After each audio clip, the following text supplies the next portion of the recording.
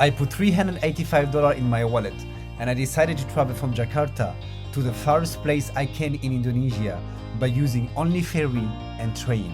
No airplane allowed. Hey everyone, this is Mino. I'm a French citizen who have been living in Indonesia for 9 years.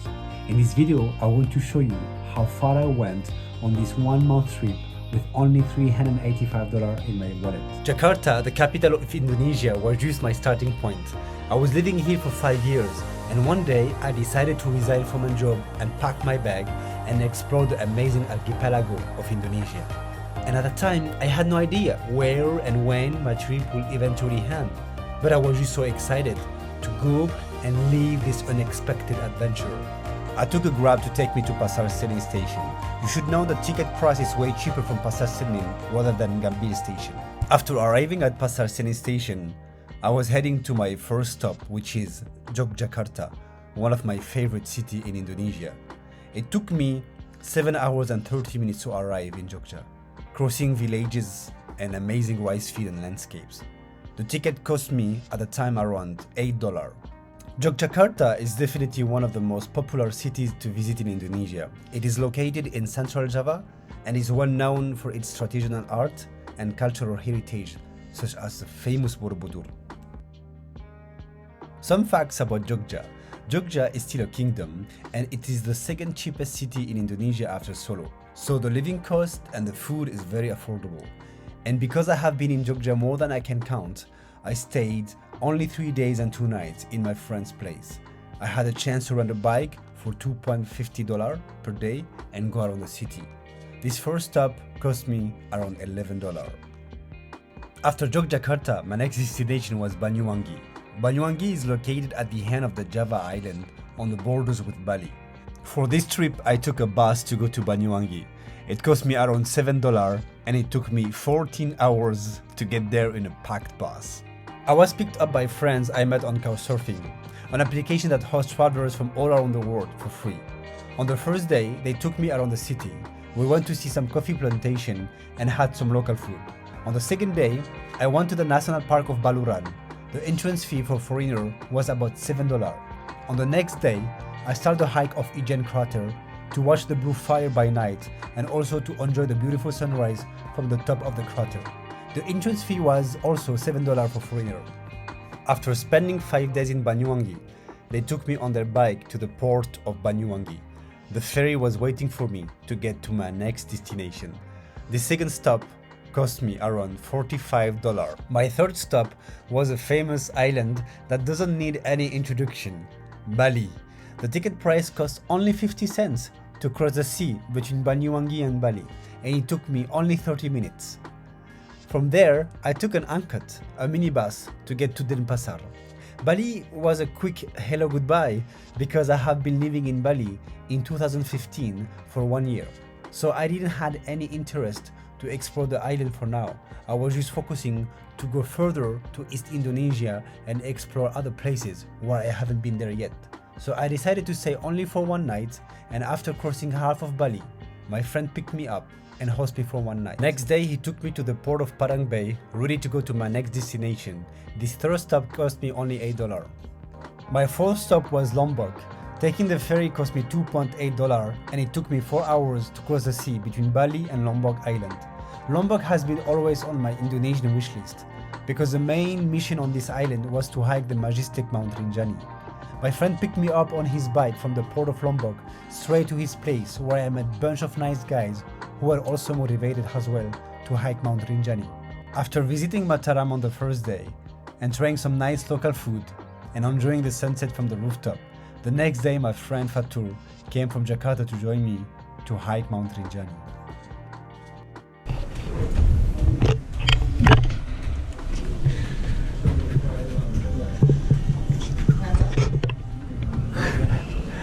Assalamualaikum. Man. Good to see What's you. up? Welcome to Lombok. Yeah, after 5 years. So we decided to share the cost for food and transportation with the friends we met along the way in Lombok. We started buying some fruits at the market and some Indomie for the hike. The entrance ticket to hike Mount Rinjani as a foreigner cost me $14 and the food, my part, $6.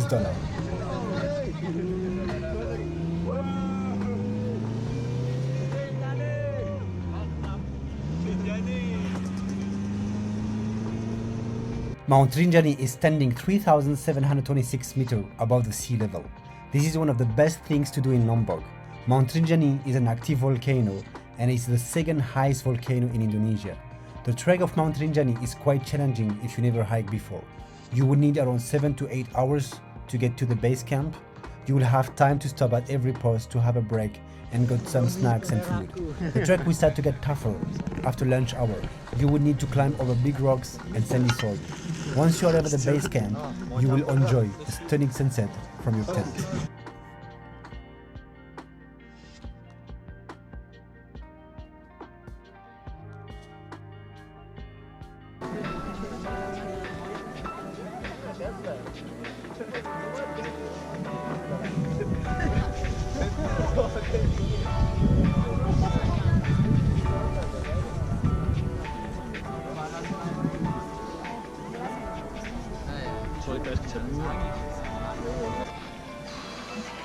Rinjani!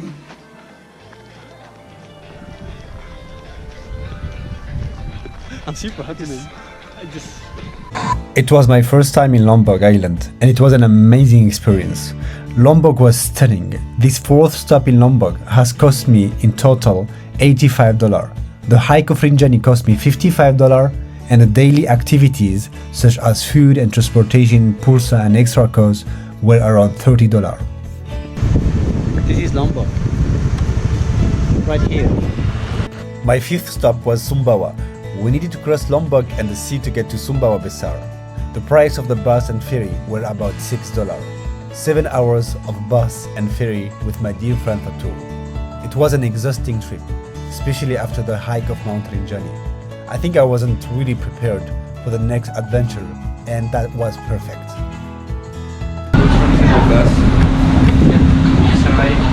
Welcome to Sumbawa. Oh my god! With our faces. So tired. Let's go. Let's go! It's already 2 a.m. Once we arrived at the station of Sumbawa Besar, we were expecting a friend from Couchsurfing to pick us up. After 15 minutes nobody showed up, so we decided to walk to the nearest mosque to get some rest, pray and eat some pop mie. Hi, we don't know if you can see us or not, but we are now walking at Sumbawa Island. From the bus station to the It's like city. 4 kilometers away to the airport. Now we have 2 kilometers left. After praying and getting some rest, we had nowhere to go since our host didn't show up at all. So I contacted Wida on Couchsurfing, who were very excited and welcome to receive us. So we had the chance to go around Sumbawa Besar and even go to her office. Ibu.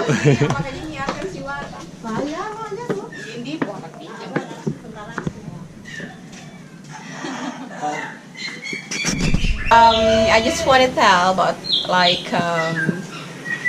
anyone who come to Sumbawa, Sumbawa people is really welcome. So wherever you, drop anywhere and then you can just ask people, they can help you easier. I can So no worry in Sumbawa. Can see that. Nice. Thank you, Mia. I really appreciate it. Harganya terjangkau banget ya, cuma Rp200.000 dan hanya bisa didapatkan di Radio Aisviran Jalan Kartini nomor 8 Sumbawa Besar. And remember, ini nggak dijual di apotek-apotek terdekat ataupun di pusat perbelanjaan di kota Sumbawa. Jadi yang berminat silakan aja langsung kunjungin kita atau sekedar langsung ya pengen ketemu Miss Winda, langsung aja di Jalan Kartini nomor 8 Sumbawa Besar. Oke, ntar Miss Winda balik lagi, so keep stay tuned here at 95.2 FM Raja Isintan.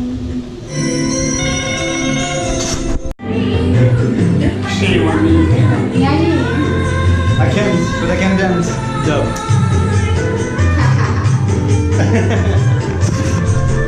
After spending all morning with Wida, she dropped us near a small cargo boat. Next destination heading to Pulau Moyo. The trip took us 2 hours to get to the main island and we paid each $2. At 2 p.m. we arrived at Moyo Island. We stayed in a comfortable place for $3 per night. The next day, we decided to walk for 1 hour from the village to the iconic waterfall of Matajitu. Jumpa.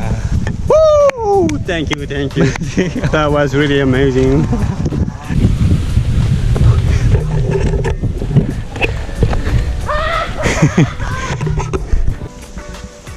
Look at that crazy bule.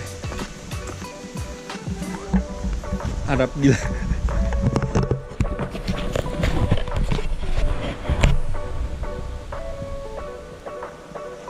150 meters to Matajitu.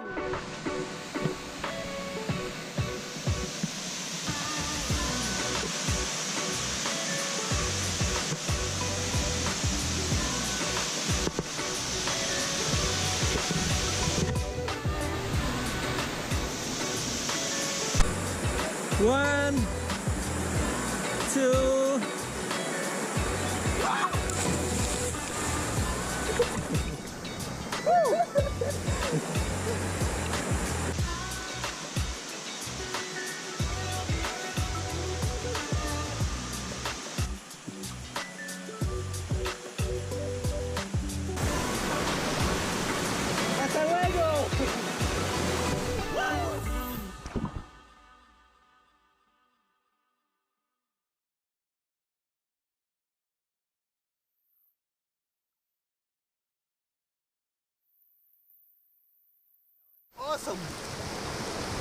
The next day, we decided to pack our bags and go to Kenawa Island for a day trip. The idea was to explore a tiny island and end the day with a superb sunset.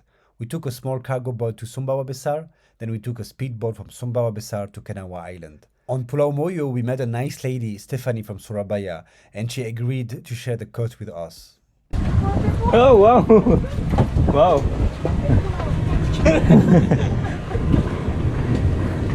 This one?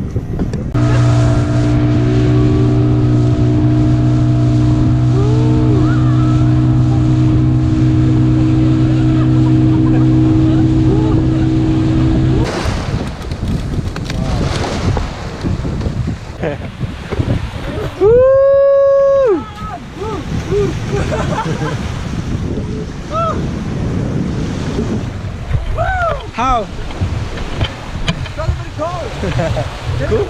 Cool?